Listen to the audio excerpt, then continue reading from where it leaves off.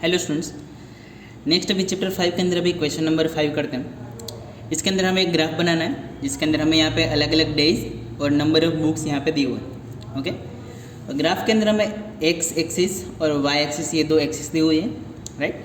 तो नंबर सब किस तरह से, तो 325, 250 इस तरह के सारे नंबर्स हमें दिए हुए हैं। तो हम क्या करेंगे, हम 50-50 का गैप लेकर के ये नंबर सारे ग्राफ के अंदर लिखने वाले हैं, राइट। यहाँ पे नीचे हम सारे डेज लिखेंगे और जो वाई एक्सिस है उसके ऊपर हम सारे नंबर्स लिखेंगे। ग्राफ आपको पेंसिल से बनाना है, मैं पेन से इसलिए लिख रहा हूँ ताकि आपको थोड़ा ज़्यादा दिखाई दे इसके अंदर कि मैं इसमें क्या लिख रहा हूँ, राइट। अच्छा, तो मैं यहाँ पे फर्स्ट वाला इसको मैं मंडे, उसके बाद वाला नेक्स्ट ट्यूसडे। पहले चेक कर लेते हैं पूरा आ जाएगा कि नहीं, कितने कॉलम्स है हमारे पास। तो 1 2 3 4 5 6 7। तो अगर एक ब्लैंक छोड़ के भी करें तो भी बहुत ही आराम से हमें सारे जितने भी डेज है आराम से हम लिख सकते हैं।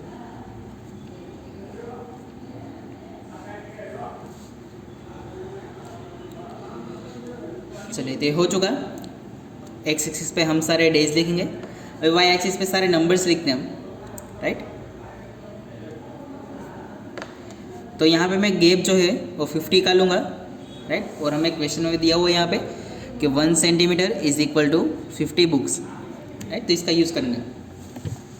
तो पहला नंबर 0 है, 0 के बाद का दूसरा नंबर होगा 50, फिर 100, 150, 200, 250, 300, 350, 400, 450, 500 इस तरह से 550 एंड 600। इसके आगे नंबर्स की हमें ज़रूरत तो है नहीं। तो जो मंडे वाला है, मंडे के अंदर सेल कितना है, तो यहाँ पे लिखा हुआ है 325। तो मंडे के अंदर 325, तो हमारे पास ये लाइन है 300 की, ये 350। तो इन दोनों के बिल्कुल बीच में जो लाइन होगी वो होगी 325, राइट। तो ये जो लाइन है ये है 325। तो इस ग्राफ को हमें यहाँ तक बनाना है। नेक्स्ट ट्यूसडे के लिए नंबर है 250। तो ट्यूसडे पे हम करेंगे 250 वाली लाइन। वेडनेसडे पे 400, तो वेडनेसडे के अंदर हम 400 तक लाइन करेंगे। थर्सडे के अंदर 550, फ्राइडे के अंदर 450, सैटरडे 250 एंड संडे 200 इस तरह से। तो ये हो चुके हैं हमारे ग्राफ सारे कंप्लीट, मतलब ये फर्स्ट वाला ग्राफ। तो ये बस इन सभी लाइंस को मैं जोड़ दूंगा।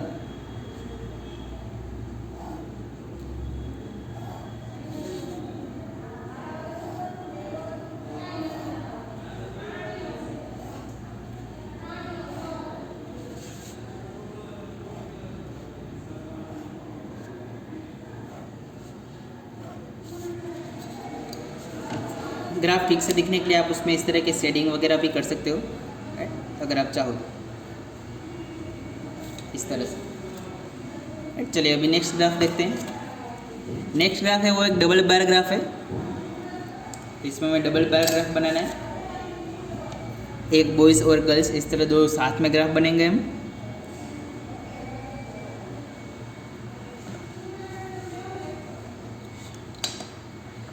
तो यहाँ पे अलग अलग स्टैंडर्ड्स हमें दिए हुए हैं। तो स्टैंडर्ड्स को मैं यहाँ पे एक्स एक्सिस पे लिखते जाता हूँ। ये होगा हमारा स्टैंडर्ड 8।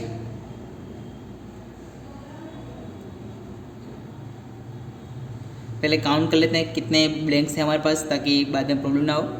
यहाँ पे टोटल 1 2 3 4 5 और बॉयज़ और गर्ल्स हैं, तो टोटल 10 हमें कॉलम्स बनानी है। तो 1 2 3 4 5 6 7 8 9 10 11 12 13 14 एंड 15 ब्लैंक्स है हमारे पास, तो हम आराम से ड्रॉ कर सकते हैं। चलो, 9th इन दो में ड्रॉ करेंगे, ये ब्लैंक छोड़ेंगे हम। फिर 10th ये ब्लैंक छोड़ेंगे, 11th ये ब्लैंक छोड़ेंगे एंड 12th।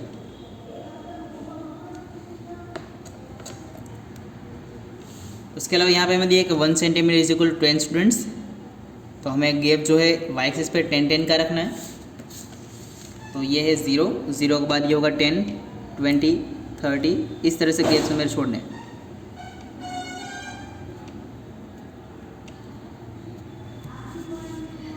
नंबर्स देखते जाते हैं। तो स्टैंडर्ड 8 बॉयज़ के लिए 96 और गर्ल्स के लिए 88।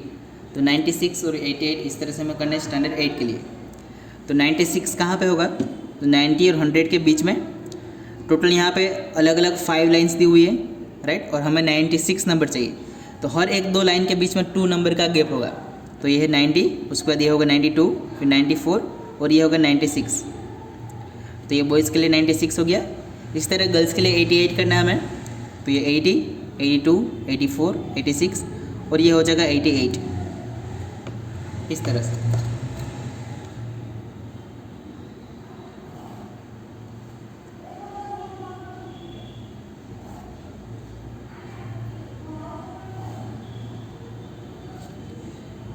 तो ये हो गया हमारा डबल पैराग्राफ। अब आप इसमें काम कर सकते हो कि जो बॉयज़ वाला है उसके लिए इस तरह की आप शेडिंग कर लो, राइट, और गर्ल्स वाला ब्लैंक छोड़ो, तो आपको पता चल जाए कि दोनों ग्राफ में से कौन सा ग्राफ कौन वाला है, राइट। इसी तरह से बाकी के भी आपको कंप्लीट करने हैं, राइट। इतना मैं करके फिर बाकी काम आप लोग को दे रहा हूँ। इसी तरह से बाकी के ग्राफ है वो भी आपको कंप्लीट करने हैं, राइट। इसी तरह से कॉलम्स आपको ड्रॉ करनी है। हम यहाँ पे इस तरह लिख देंगे कि जो बॉयज़ है उसके लिए हमने जो ग्राफ है उसमें इस तरह की शेडिंग की हुई है, राइट, और जो गर्ल्स है उसके ग्राफ के अंदर हमने बस इस तरह से ब्लैंक छोड़ा है ताकि हम दोनों को चेक कर सकें। तो ये हमारा सिंबल हो गया। Next question number 7। यहाँ पे हमें एक अलग अलग डेटा दिया हुआ है 50 स्टूडेंट्स के लिए टोटल। इसके लिए हमें एक टेली मार्क्स बनाने हैं। टेली मार्क्स किसे बोलते हैं? तो यहाँ पे देखते जाते हैं हम। फर्स्ट हमें नंबर ए के लिए फाइंड करना है।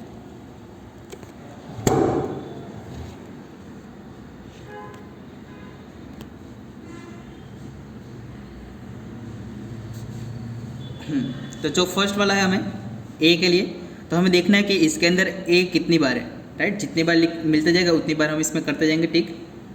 तो हमें फाइंड ए करना है। यहाँ पे ए है तो इसको मैं कट कर दूंगा और यहाँ पे आपको 1 लाइन करना है।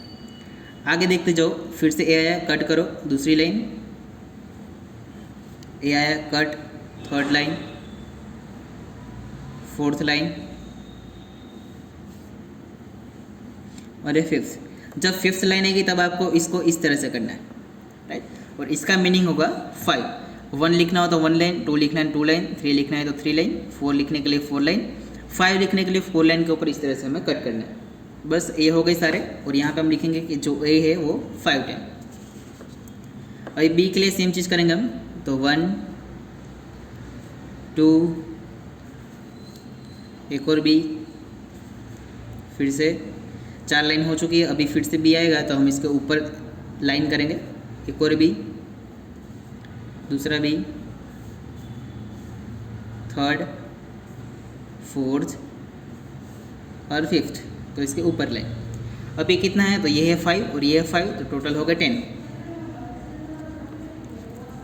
अब इस तरह से सी के लिए हम करेंगे 1, 2, 3, 4, 5, 1, 2, 3, 4, 5, 1, 2, 3, 4, 5, 1, 2, 3। अब ये कितने नंबर है? तो 5 + 5 10 + 5 15 और ये 3, तो ये हो गए टोटल 18। अभी डी के लिए सो 1, 2, 3, 4, 5, फिर से 1, ये 2, ये थर्ड और ये फोर्थ। तो जो डी हमें मिले वो है 9। अब देखते हैं ई कितने बचे हुए हैं, तो 1 2 3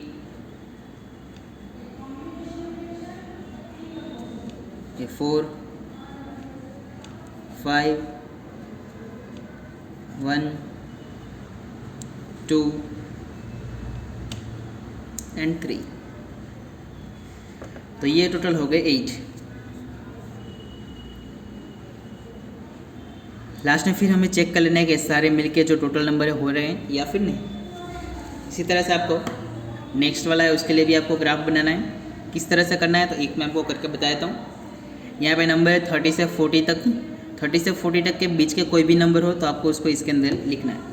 चेक करके बताता हूँ मैं आपको। चेक करते हैं 72 को, 72 कहाँ पे आता है तो 70 और 80 के बीच में आता है, तो इसको हम कट करेंगे और यहाँ पे लिखेंगे 1।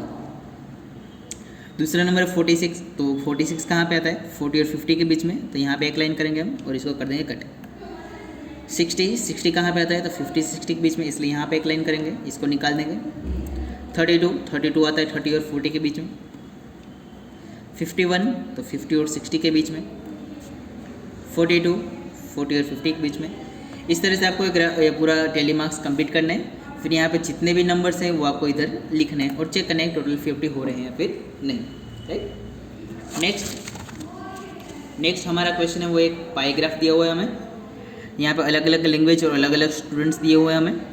तो पाईग्राफ बनाने के लिए पहले आपको चेक करना पड़ेगा सभी है उसको आप कितने डिग्री ड्रॉ करोगे इस ग्राफ के अंदर, राइट। तो डिग्री फाइंड करने के लिए क्या करना पड़ेगा आपको, तो हर एक नंबर कितने हैं वो देखो, टोटल नंबर कितना है वो देखो, राइट। गुजराती के लिए फाइंड करना है तो गुजराती वाले स्टूडेंट से 40, टोटल 72, तो 40 को 72 से डिवाइड करेंगे हम। और फिर एंगल है वो 360 डिग्री होता है सर्कल के लिए, इसलिए मल्टीप्लाई करेंगे 360। इसको सोल्व करोगे आप तो आंसर आएगा 200। इस तरह से हिंदी के लिए 12 स्टूडेंट्स हैं, 12 को डिवाइड करके 72 बिकॉज टोटल नंबर 72 है, मल्टीप्लाई करेंगे 360 के साथ बिकॉज सर्कल के लिए एंगल 360, आंसर आएगा 60 डिग्री।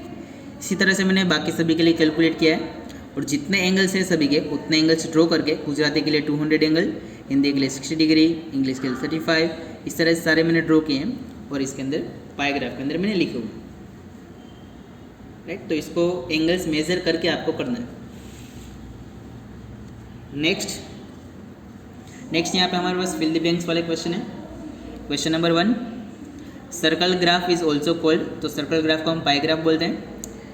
अगर आपको 20% फुट बताना है पाईग्राफ के अंदर तो आपको कितना एंगल रखना पड़ेगा, तो 360 मल्टीप्लाई बाई 20 और जो परसेंटेज है वो 100 पे होता है इसलिए डिवाइड बाई 100, 0 0 कैंसिल, 36 और 2 से मल्टीप्लाई करेंगे, एंगल इज 72।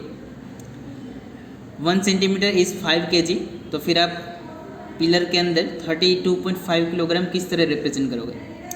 तो यहाँ पे हमें दिया है कि 1 सेंटीमीटर इज़ 5 किलोग्राम, तो अगर हम 6 सेंटीमीटर करेंगे तो 30 किलोग्राम हो गया, राइट। अभी हमें 2.5 किलोग्राम बचा हुआ है, तो 2.5 को किस तरह बताएंगे, तो 5 के लिए 1 है तो 2.5 के लिए 0.5, तो ये टोटल हो जाएगा 6.5 सेंटीमीटर। अभी नेक्स्ट प्रोबेबिलिटी वाले क्वेश्चन। प्रोबेबिलिटी के अंदर किस तरह आंसर फाइंड करना होता है, तो उसके लिए पीछे हमारे पास यहाँ फॉर्मूला दिया हुआ है हमें। Probability of an event is equal to number of favourable outcomes divide by total number of outcomes of the experiment.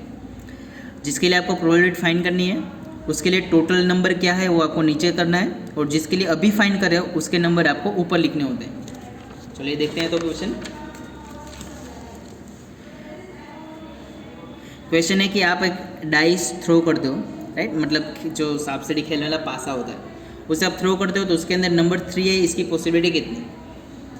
तो डाई के अंदर टोटल नंबर होते हैं 6, इसलिए मैंने नीचे यहाँ पे 6 लिखा हुआ है।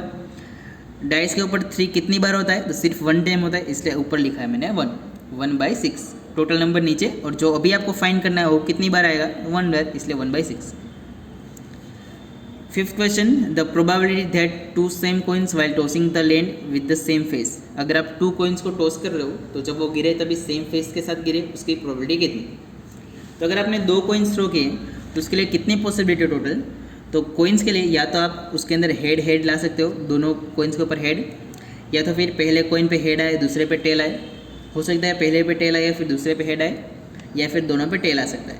तो इस तरह से 4 अलग अलग पॉसिबिलिटीज़ हैं। इसलिए यहाँ पे डिनोमिनेटर में आएगा 4 और सेम नंबर ही आनी चाहिए, तो कोई भी एक ही आएगा इनमें से, या तो दोनों हेड आएंगे, या तो हेड टेल आएगा, या तो टेल हेड, या तो टेल टेल। इन चारों में से कोई एक ही आएगा एक टाइम पे, इसलिए ऊपर मैंने लिखा है 1/4। नेक्स्ट, प्रोबेबिलिटी किसी भी इवेंट की हमेशा 0 और 1 के बीच में होती है, इसलिए मैंने लिखा है 0 और 1। जो कार्ड्स खेलने वाले होते हैं टोटल 52 होते हैं, इसलिए डिनोमिनेटर में आएगा 52। इसमें से क्वीन कितनी बार आएगी, तो क्वीन होती है 4 टाइम। 4 को 52 से डिवाइड करेंगे हम, तो आंसर आएगा 1/13, 1/3 नहीं 1/13। 100 मार्क्स के पेपर में 101 मार्क्स आने की पॉसिबिलिटी 0 कभी भी नहीं आ सकते, राइट। जो चीज़ पॉसिबल नहीं है उसके लिए आंसर हमेशा प्रोबेबिलिटी का आएगा 0, और जो चीज़ हमेशा होके ही रहेगी वैसी चीज़ों के लिए आंसर आएगा 1। फॉर एग्जांपल सन वेस्ट के अंदर सेट हो उसकी पॉसिबिलिटी, तो 1, सन हमेशा वेस्ट के अंदर ही सेट होता है। डाइस थ्रो करने पे ओड नंबर मिले उसकी पॉसिबिलिटी कितनी, तो डाइस पे ओड नंबर कितने होते हैं, तो ओड नंबर होते हैं 1, 3 और 5, तो टोटल 3 नंबर्स, और डाइस पे टोटल नंबर होते हैं 6, तो 3/6, इसलिए आंसर आएगा 1/2, और टोटल नंबर 6 इसलिए 1/2, राइट। इसी तरह से नेक्स्ट वाला इवन नंबर के लिए, तो इवन नंबर होंगे टोटल 2, 4 और 6, उसके अंदर भी टोटल 3 नंबर्स ऊपर आएंगे, और डाइस के अंदर टोटल नंबर 6 कैंसिल हम करेंगे तो आंसर आएगा 1/2। इसी तरह से डाइस के ऊपर प्राइम नंबर, तो प्राइम नंबर होते हैं 2, 3 और 5, ये भी हो गए 3 नंबर्स, इसलिए 3/6, आंसर 1/2। 13 क्वेश्चन, अनऑर्गेनाइज फॉर्म को क्या बोलते हैं डेटा के, तो उसको बोलते हैं हम रो डेटा। जब डाइस थ्रो करते हैं तो उसके ऊपर सभी पॉसिबिलिटी जो है इक्वल होती है, इसलिए इक्वल पॉसिबल। पाई चार्ट का हम किसके अंदर डिवाइड करते हैं, तो उन सभी को सेक्टर्स बोला जाता है। कौन सा ग्राफ के अंदर हम डेटा को सिंबल से रिप्रेजेंट करते हैं, तो पिक्टोग्राफ के अंदर। एक साथ 2 डेटा को दिखाने के लिए कौन सा ग्राफ यूज होता है, तो डबल बार ग्राफ, ये प्रोबेबिलिटी की फॉर्मूला। 19 क्वेश्चन, 20 to 30 इस इंटरवल के अंदर लोअर डेटा कौन सा है, लोअर मतलब छोटा नंबर, तो ये होगा 20। 30 to 40 इसकी विड्थ क्या, विड्थ मतलब इन दोनों के बीच में कितना गैप है, तो 40 - 30 करेंगे हम तो आंसर आ जाएगा हमारे पास 10, इसलिए आंसर है 10। रेडी, चलो अभी चैप्टर में जो मैंने आप लोग को बोला है वो आप कंप्लीट कर लो, राइट। अगले लेक्चर में मिलेगा हम नेक्स्ट चैप्टर के साथ, तब तक इसको आप कंप्लीट कर लो।